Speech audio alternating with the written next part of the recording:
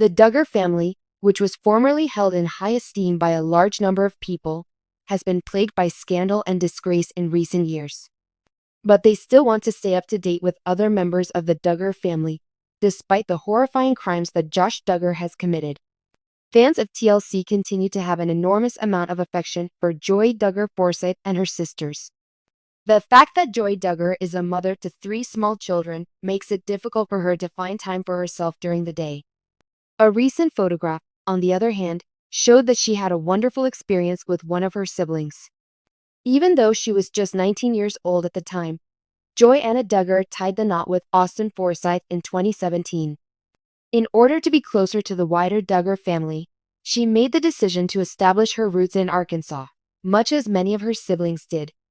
The Forsyths have 3 children, so their lives are surely full with activity now that they have them. Joy, on the other hand, will not hesitate to grasp the opportunity if she is presented with the option to spend some more time with her siblings. There has even been some discussion around the possibility of the brothers beginning a podcast. The youngest kid of the Forsyths is not nearly 2 years old yet. It would seem, however, that Austin and the rest of the family were more than capable of holding down the fort in order to allow Joy to take some time off and enjoy herself. With the arrival of their 3rd child, Jinger Duggar Vuolo and her husband Jeremy are ready to become parents for the 3rd time. On the other hand, the Vuolos welcomed Joy into their family before the advent of their new child. In addition to participating in some of their most cherished pursuits, the sisters were able to spend some much-needed quality time together. When a Joy Forsyth is in town, it is always the finest time I could ever ask for. A selfie of the 2 of them was attached to a post that Jinger made on Instagram. Love you all. We are already having the best time, and we are grateful for the opportunity to be here, Joy said in the comments section. Carlin Bates, a longtime friend of the couple, commented, "Love you both at the same time." In general, Instagram followers seems to like watching the sisters interact with one another and enjoy each other's company. Among the comments that they left was one that said, "So special that you can have some time together. That is just adorable." And, wow. Joy is very mature and stunning and lovely. Take pleasure in the valuable moments spent with your sister. You're looking really stunning. I really wish that you women had a show. I would really want to see you all on television.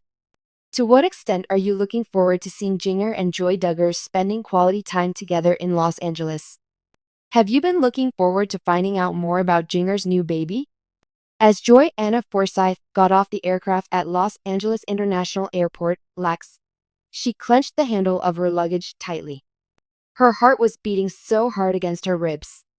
She took her first hesitant steps into the crowded concourse, and the chilly air of Los Angeles assaulted her face as she crossed the threshold. It seemed unfathomable to her that she would be here by herself. Not in this manner. Under these conditions, the answer is no. Austin, her spouse and the boy she had a crush on since childhood, had been the focal point of her existence for many years.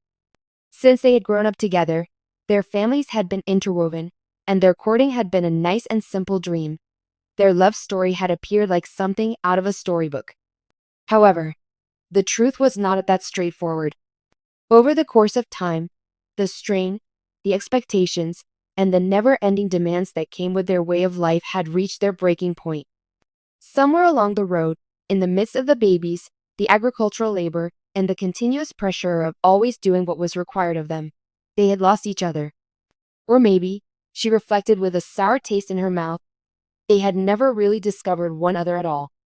With shaky fingers, Joy retrieved her phone from her pocket and began scrolling through the few texts that Austin had sent her in the most recent few minutes. The remarks were kind, but they were icy.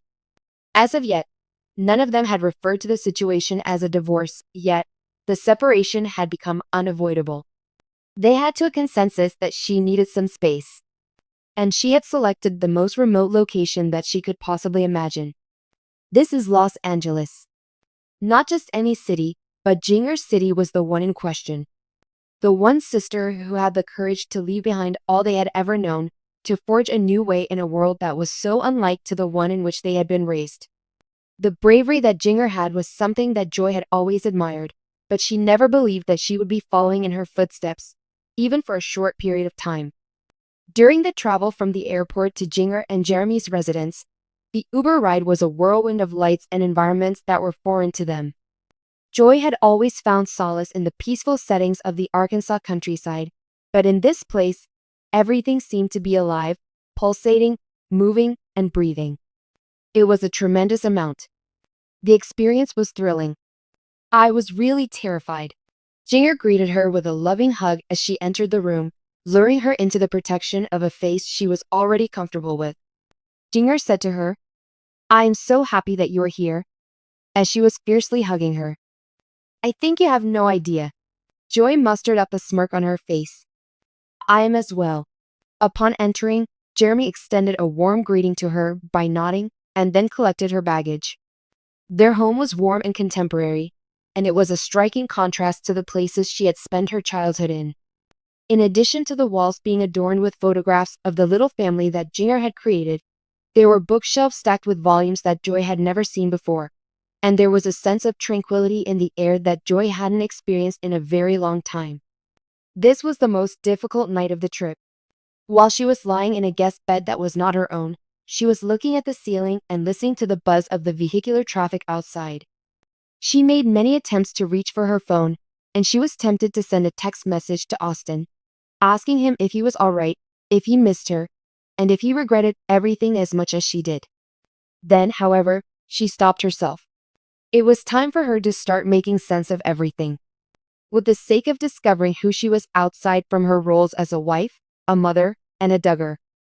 The next morning, Jinger led her to a cafe, where they were the only two people there. What an odd experience it was to be sitting in public and drinking coffee without being concerned about what other people may think. When we were at home, everything was studied, discussed in hushed tones, and evaluated. On the other hand, nobody here was interested in her identity. In a sea of strangers, she was just another face among the crowd. And for the first time in a very long time, I had a sense of liberation. "Do you believe that you will return?" As she stirred her drink, Jinger requested in a soft voice. While she was hesitating, Joy gazed into her cup. "I am not confident." Jinger indicated agreement with a nod of her head. Possibly, she did as well. After all, she had gone through her own personal transformative experience. Over the course of the following several weeks, Joy discovered that she was discovering aspects of herself that she had never been aware existed. Over the course of her trip, she visited museums, gazed at the ocean, and tried foods that she had never previously had the courage to consume. She stayed up late chatting to Jinger, and during those conversations, she opened herself in ways that she had never previously allowed herself to do. She went so far as to meet some of Jinger's acquaintances, individuals who did not determine her by her surname and who did not anticipate that she would conform to a predetermined model. Next, there was Austin to consider. It was less regularly that he sent SMS. In the event that they occurred, they were brief and far away. Her heart yearned for him, for the way they had been together in the past. Other part of her, however, pondered whether or not this was a sign. There was a possibility that they were clinging to something that had never been intended to endure, even if it was only a possibility.